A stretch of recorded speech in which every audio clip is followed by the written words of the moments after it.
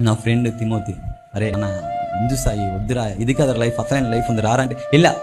సరే ఇంట్లో వాళ్ళు కొన్ని ఇబ్బంది పెడుతున్నారు, అరే నీ ఫ్రెండే కదా ఇల్లు ఒకసారి ఏమైద్ది బాగుపడుతుంది నువ్వు అంటే, ఇంకా వీళ్ళు గోల్ తట్టుకోలేకపోయాక ఇంకా వెళ్ళా.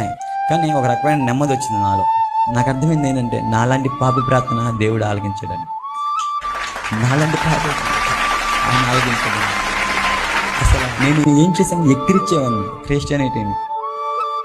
అంతమంది ఫాలోవర్స్, ఎక్కడికి వెళ్ళినా సరే సాయన ఇగో ఇదే రోడ్లో, ఈ ఏరియాలో గంజాలు తిరిగేవాడిని, ఇదే రోడ్లో ఎక్కడికి వెళ్ళినా ఫాలోయింగ్.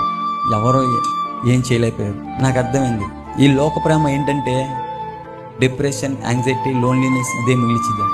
ఎప్పుడైతే దేవుడి ప్రేమ తెలుసుకున్నానో అసలు నా బ్రతికేంటో దాని విలువేంటో అర్థమైంది. ఎప్పుడైతే పరిశుద్ధ గ్రంథంలో నేను చదవడం మొదలుపెట్టానో నాకు అర్థమైంది దేవుడి వాక్యం నన్ను మార్చింది ఒక మనిషిగా.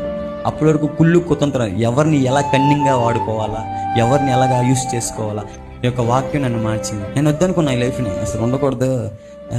ఒక డిప్రెషన్లో ఏంటంటే సూసైడ్ చేసుకోవాలి, లేకపోతే ఏదో చేసేసుకోవాలి అనే ఫీలింగ్స్లోకి వెళ్ళిపోయాను. గొంగళ పురుగులాగా ఉండేది నా బ్రతుకు, సీతాకొకలా మార్చేసాడు దేవుడు.